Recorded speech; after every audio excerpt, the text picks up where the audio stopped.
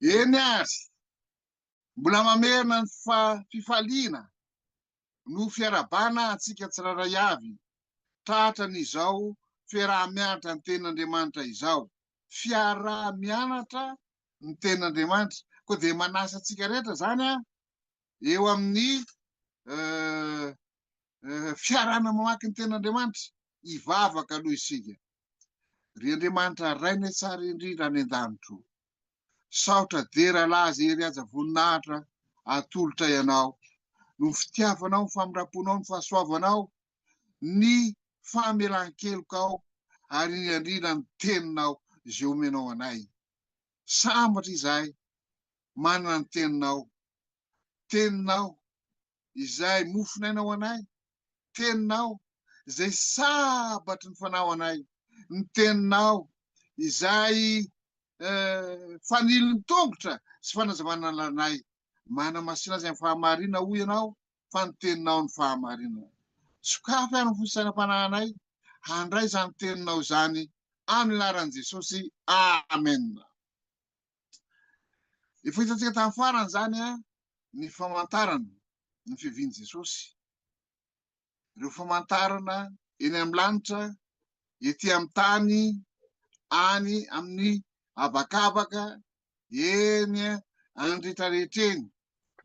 Voalaza ao Matthieu 4:20, Lioka 1:20, ary koa eo amin'ny fiainana zanak'olombelona zay ny apôstôly Paoly. Apôstôly Paoly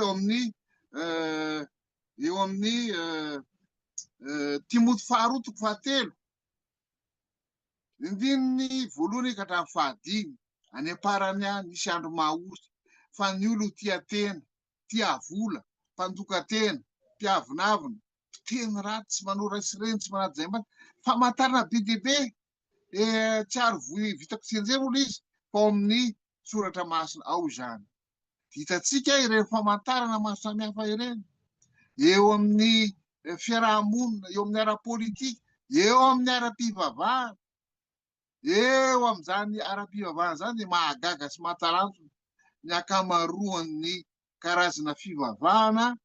Efa misy 700 mahery ny any Rwanda, ny any Afrika Atsimo, dia efa namoaka lalàna hoe manana diplôma ara-teolojika, zay vao mahazo mitarika fivavahana.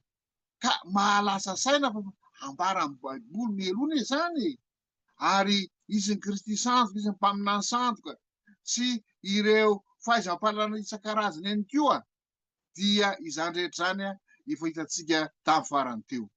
Ho jerentsika kosa zao ny antony hiavian'i Jesosy Kristy indray. Ho avy indray Jesosy. Tamin'ny voalohany dia teraka tany Betlehema izy, ary tao anatin'ny fahoriana, fijaliana, fiafina, tao anatin'ny karazana famelezana, fanenjera maro samihafa no ny ainany. Fa amin'ity fiaviam-pandroany ity kosa dia ho jerentsika eto ny amin'ny ho antony hiaviany indray. Andehary ho valitsika izany, hamarana ny asa-panavotana zay natomboka teo amin'ny hazo fijaliana. Zay ny antony hiaviany Jesosy Kristy fandroany eo andrao lanitra. Hamarana ny asa-panavotana natomboka teo amin'ny hazo fijaliana. Vakitsika ary Romanina 5:7-20. Romanina 5:7-20. Misy ary mamaky azafady tompoko. Romanina 5:7-20. Fiaraha-mianatra soratra masina mba miara-mianatra isika, miara-miasa isika. Romanina 5:7-20. Ary tsy izany ihany, fa isika koa na dia manana ny voaloham-bokatry ny fanahy aza, eny isika aza dia misento ato anatintsika miandry ny fananganana anaka dia ny fanavotana ny tenantsika. Miandry ny fanavotana izay asa-panavotana ataon'ny lanitra, ataon'i Jesosy Kristy. Ho jerentsika indray hoe hanavao ny zavatra rehetra. Hanavao ny zavatra rehetra. Filipianina 4:3. Andify roapolo faraiky amby roapolo. Filipiana toko fahatelo, andify roapolo faraiky amby roapolo. Avy eo asana apôstôly toko fahatelo, andify roapolo faraiky amby roapolo ihany koa. Asana apôstôly toko fahatelo, andify roapolo faraiky amby roapolo. Ary apokalipsy toko faraiky amby roapolo andininy faefatra. Hamarana ny hanavao ny zavatra rehetra. Filipiana toko fahatelo, andify roapolo faraiky amby roapolo. Fa ny fanjakatsika dia any an-danitra, ary avy any koa no iandrasantsika mpamonjy dia Jesosy Kristy Tompo, izay hanova ny tenany fietretenantsika ka hitovy endrika amin'ny tenany vonainy araka ny fiasan'ny heriny izay Hitovy endrika hahaizany amin'Andriamanitra. ampanaiky Hanavao ny zavatra. Iny ary, asa apôstôly toko fahatelo, andify roapolo faraiky amby roapolo. Asa apôstôly toko fahatelo, andify roapolo faraiky amby roapolo. Akio ndray ary. Amin'ny anaran'i Jesosy, ary mba hanirahany ny Kristy voatendro anareo dia Jesosy ilay tsy maintsy ho raisy ny lanitra mandra-piavy ny andro fampidinany zavatra rehetra izay nampilazain'Andriamanitra ny mpaminany masina hatramin'ny voalohany indrindra. Ampodiana amin'ny laoniny ny zavatra rehetra. Eny ary apokalipsy toko faraiky amby roapolo andininy faefatra. Apokalipsy toko faraiky amby roapolo andininy faefatra. Ampitoviana endrika amin'Andriamanitra zany isika, dia averina amin'ny laoniny, ampodiana amin'ny laoniny ny zavatra rehetra. Dia ao indray ny apokalipsy raiky amby roapolo andininy faefatra. Amin'ny anaran'i Jesosy, ary ho fafany ranomaso rehetra amin'ny masony, ary tsy hisy fahafatesana intsony, sady tsy hisy alahelo, na fitarainana, na fanaintainana, fa efa lasa ny zavatra taloha. Eny tsy hisy fahafatesana intsony. Dia mampijaly, mampahory antsika amin'izao fotoana izao.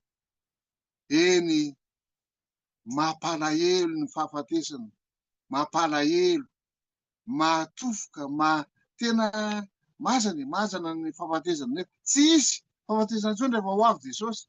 Tsy hisy alahelo intsony, tsy hisy fitarainana, tsy hisy fanaintainana intsony.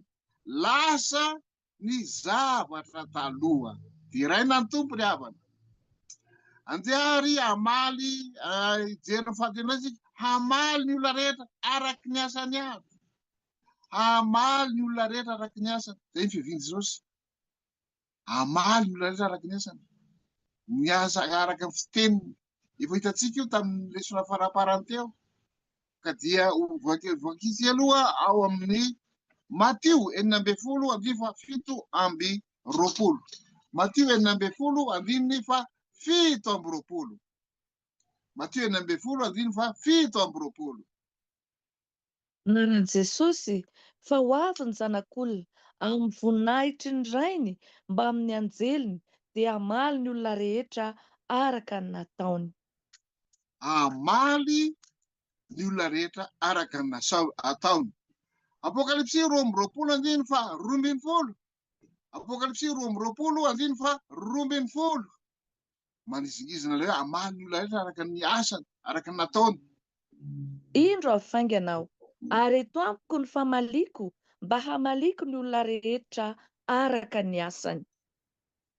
Ho afainganao Jesosy, hamaly ny olona rehetra araka ny asany. Zany hoe nahatonga ny antso atao mba hahatonga antsika hieritreritra tsara ny zavatra ataontsika, ny zavatra saintaintsika, ny zavatra tenentsika, ny zavatra izay ataontsika.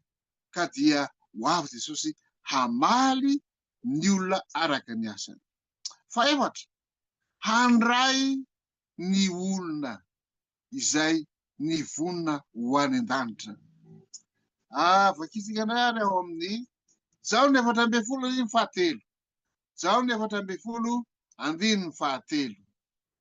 Ary raha andeha hamboatra fitoerana ho anareo aho, dia ho avy indray, ka handray anareo any amiko, ka izay hitoerako no hitoeranareo koa.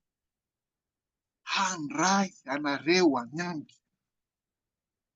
Io zany dia efa manao firarian-tsoa isika, enganie, izaho sy ianao, mba ho anisan'izay vonina hitsenan'i Jesosy, ho any amin'i Jesosy.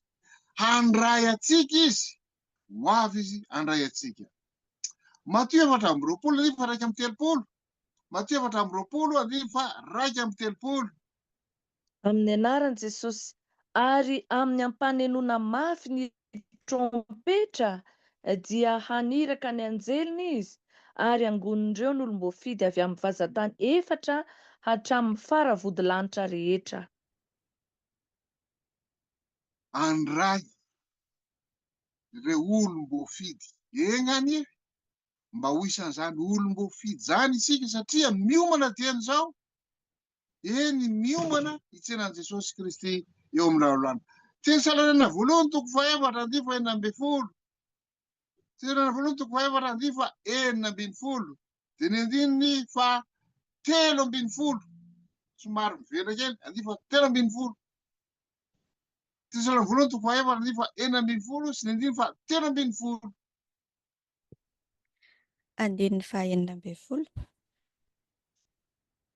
Fa ny tenan'ny tompo no hidina avy any an-danitra amin'ny fiantsoana sy ny feon'ny arkanjely ary ny trompetran'Andriamanitra.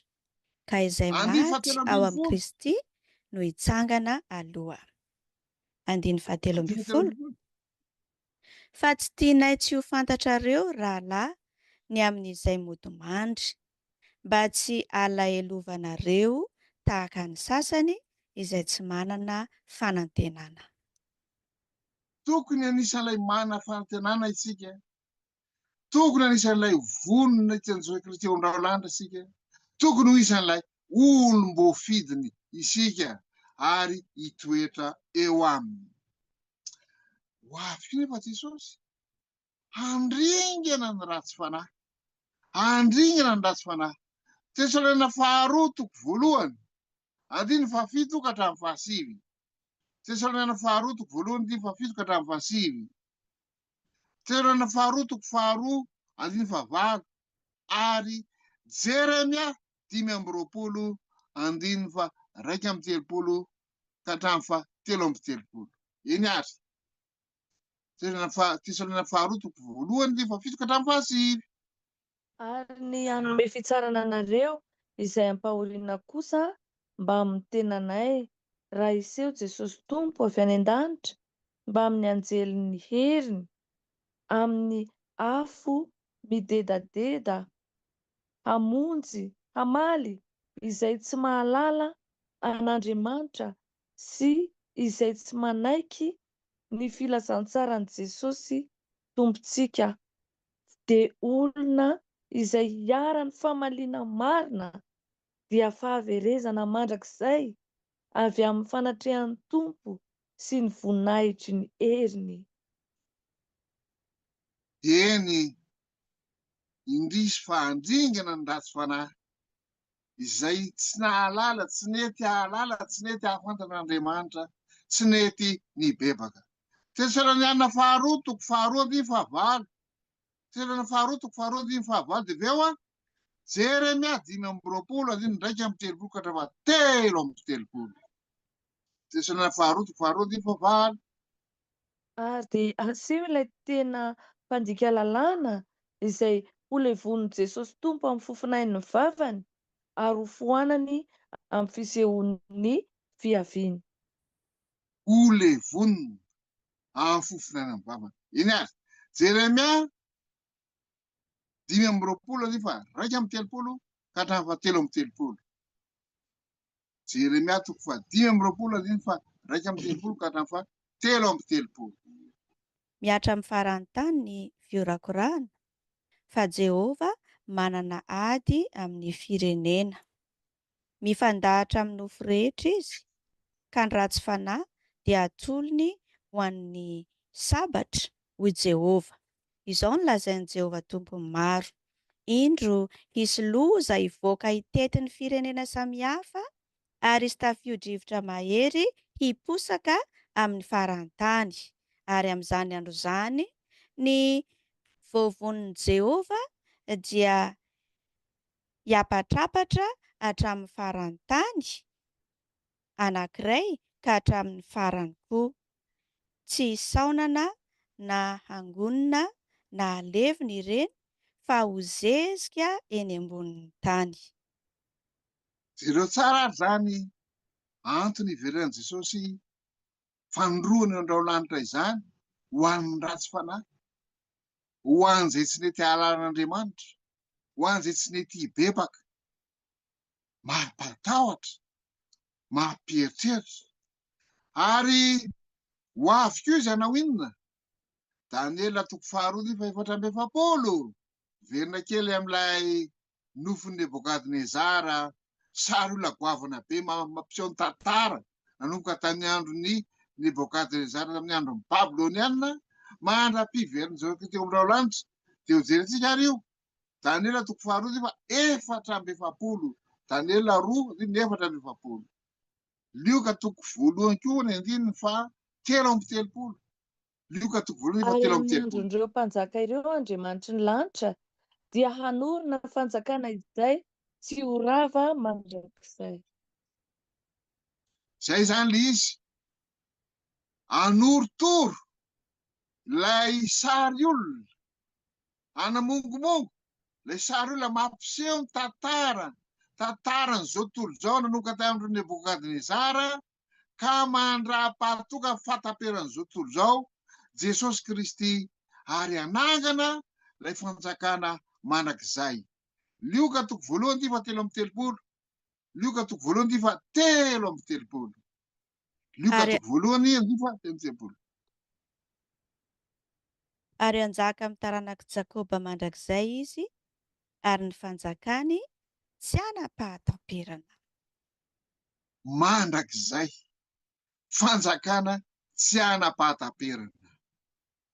Amin'izao fotoana izao dia samy mihetsiketsika daholo ny firenena rehetra, mieritreritra ny anjaka mandrakizay eto amin'ny tany ity. Mazava ny fanambaran'ny Baiboly fa ho torotoro sy ho montsamontsana, mongomongo fanjakana rehetra, na ny vy na ny tanimanga, araka ny nofo menan'ny Nebokadnezara, fa fanjakan'i Jesosy Kristy no aritra mandrakizay ary tsy anam-pahataperana eto amin'ity izao tontolo izao ity.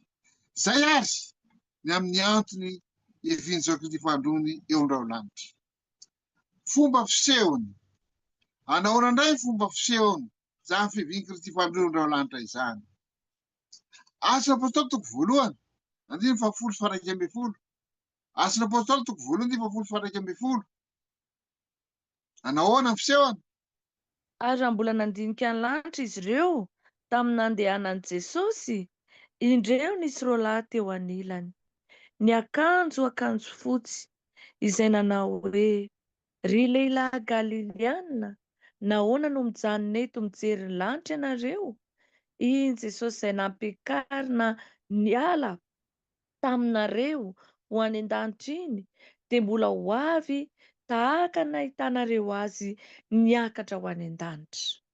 Io fivian'i Jesosy fandroany eo andao-lanitra io zany dia fiheviana ara-batana, fa tsy fiheviana ara-panahy, fiheviana ara-batana.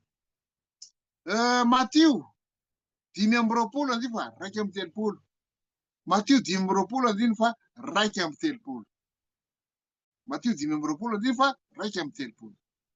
Ary raha tonga ny zanak'olona mivoninainy, arahiny anjely rehetra, dia hipetraka eo ambonin'ny seza fiandrianan'ny voninainy izy. Amboninahitra, sahala amin'ilay tany a Betlehema tany amin'ny tranon'omby tsisy pahita tary, fa amboninahitra, amboninahitra ara-batana. Matio 4:20-7, Matio 4:20-7. Ahoana ozy? Matio 4:20-7. Dia Apokalipsy 1:7, Apokalipsy 1:7.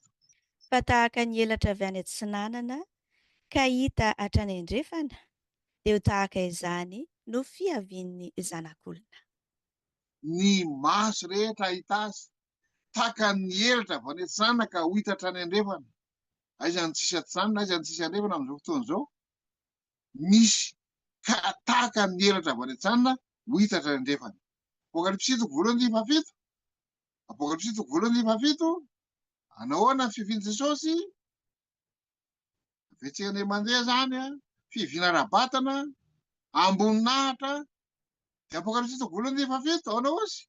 Indro avy amin'ny rahona ary ny maso rehetra ahita azy, na dia izay nandefina azy aza, ary itomany azy ny firenena rehetra ambonin'ny tany. Eny, amen. Indro ho avy amin'ny rahona, ny maso rehetra ahita azy, na dia izay nandefina azy aza. Zany hoe misy fitsanganana fomba manokana mihitsy zany ho an'ireo izay nandefina an' Jesosy. Hitsangana fomba manokana mihitsy hijery an' Jesosy hoe io Jesosy lay nilefontsika, io Jesosy lay nitsabahantsika tamin'ny lefiny. Maso rehetra ahita azy na dia izay nandefina azy aza. Toy izay zany ny fisehon'ny fiviany Jesoly Kristy fandroany farany. Inona ny fiomanana tokony ho atao? Inona ny fiomanana tokony atao? Andriamanitra dia manana fanomanana izay atao. Vakitsika ary Ezekela 3:30-1:10.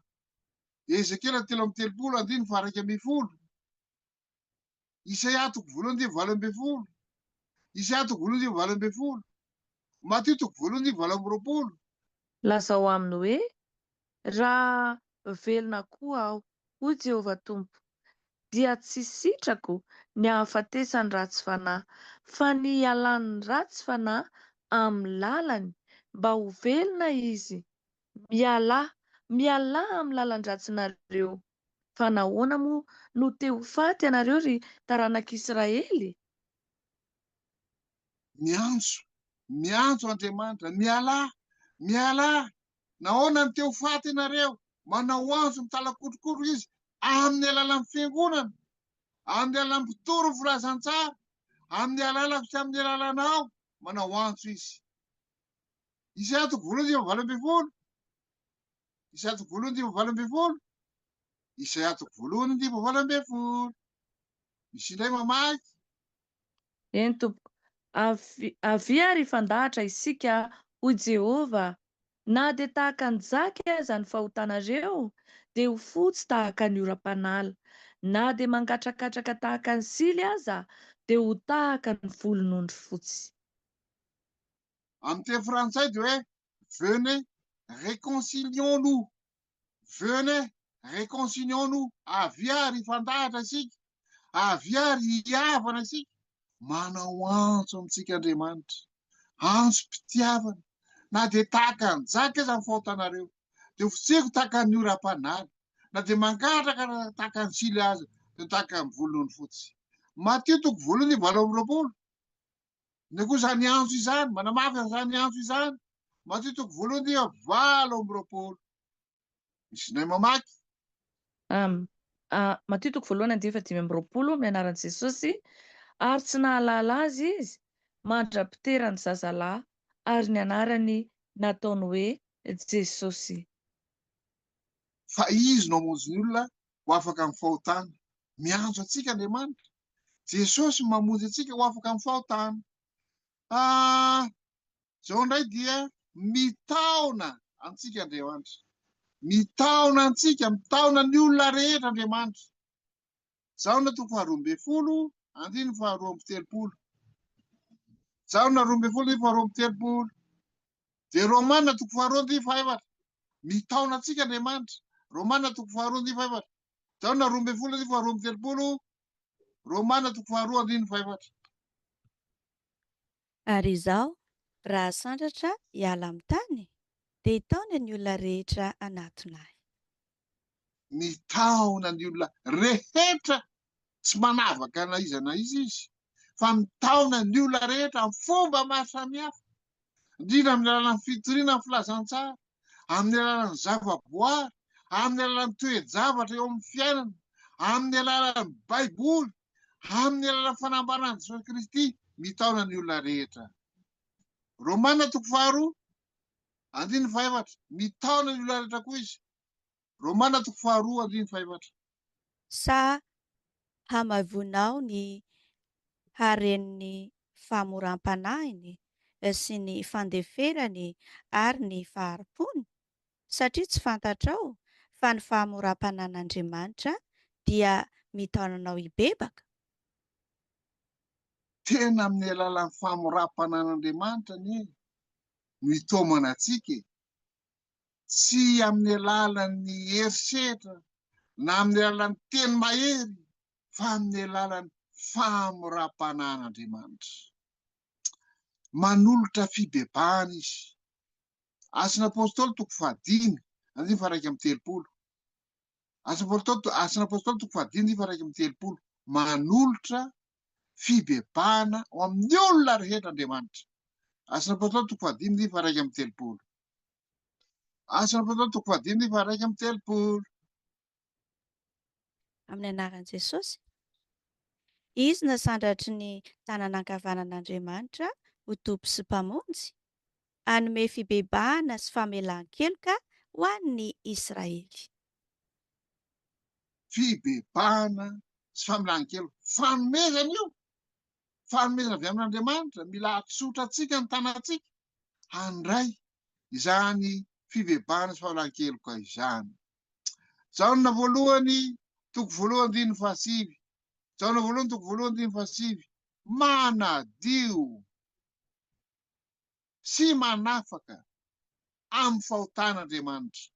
Manadio sy manafaka amin'ny fahotan'Andriamanitra. Jaona voalohany 1:7.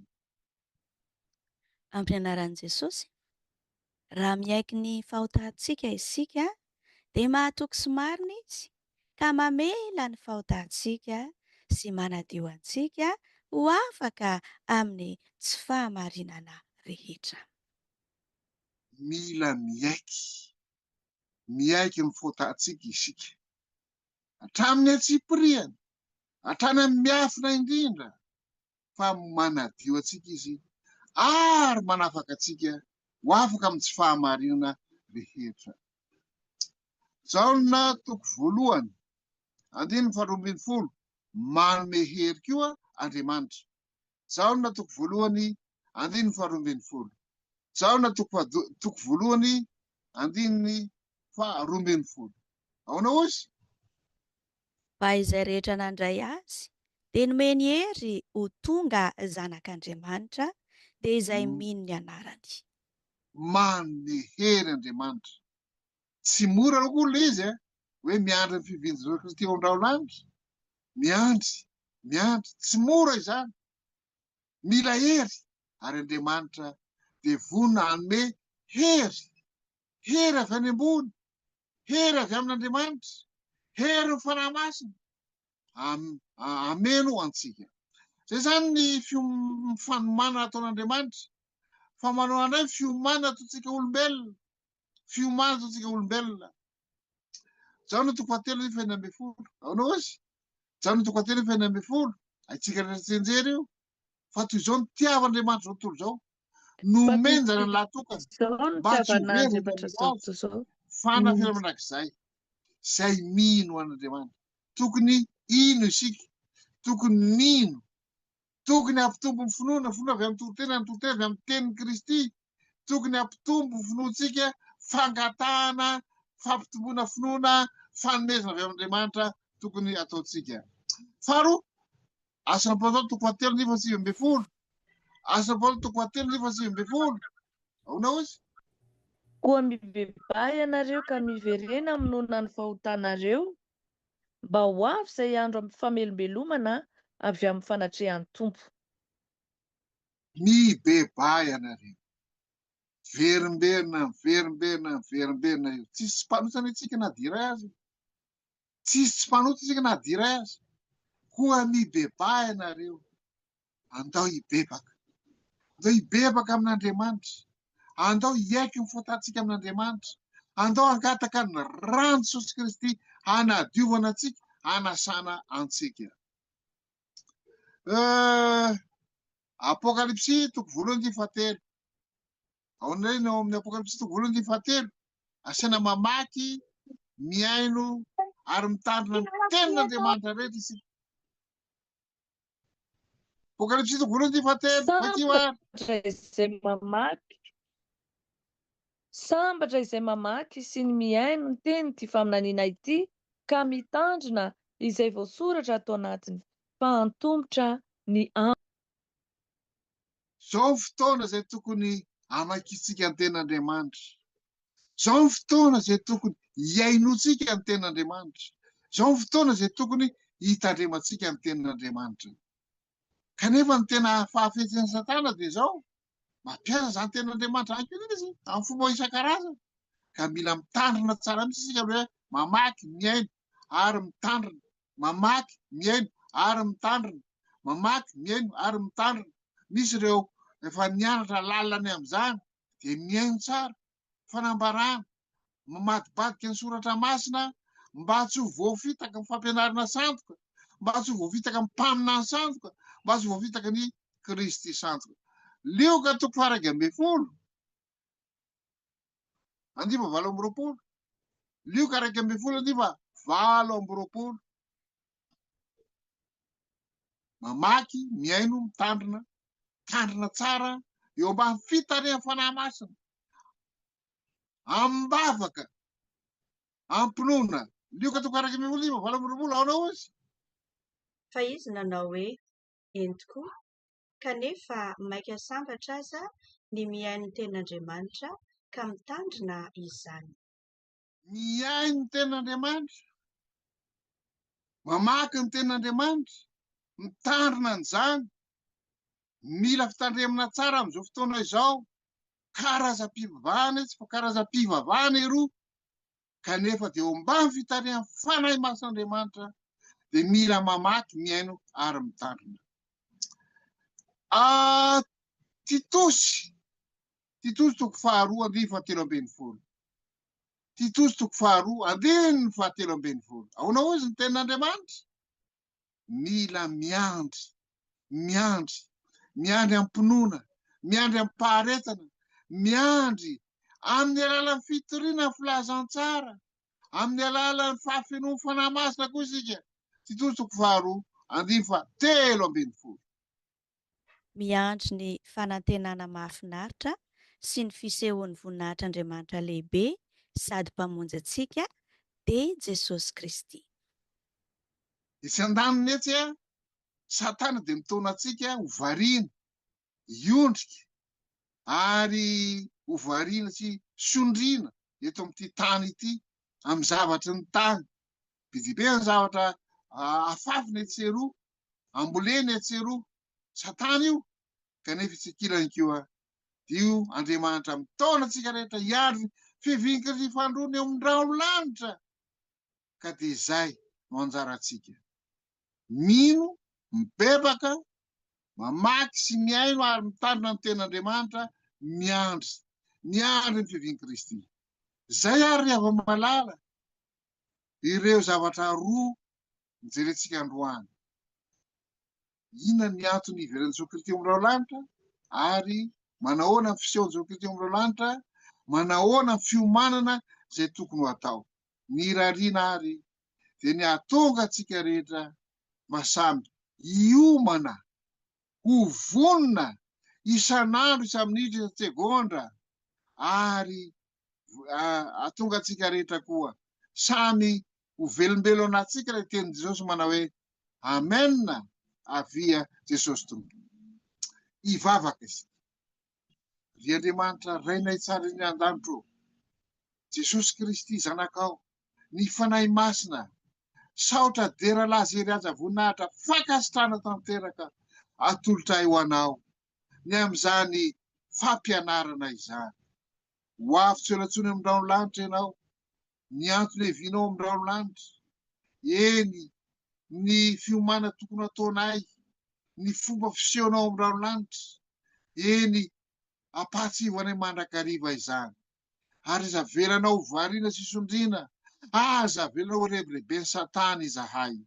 Kota io ny malagasy 30 tapitrisa 30 millions handray izany hafatra izany, ary hiomana hitsenanao eo amin'ny rano lanitra, hihino, hibebaka, hitandrina, ary hamaky, hitandrina ary hitandrina voalazan'ny teninao, anambara voalazan'ny teninao, hitoro voalazan'ny teninao. Ampio malagasy mba andova ny lanitra vaovao sy ny tany voa tsisy aretina intsony, tsisy alahelo, tsisy fitarainana, tsisy fanaintainana, tsisy fahafatesana intsony. Amin'ny anaran'i Jesosy, amen. Zay ary ny ten'Andriamanitra zay fampizarantsika anio. Ny fanahy masina ametraka an'izany ao am-potsika ary anampy antsika hanao ny sitrapon'Andriamanitra ka hiandrandra hiandry ny fividy Jesosy Kristy eo amin'ireo lanitra. Mandra-piona tompoko, Andriamanitra mampasidatsika rehetra.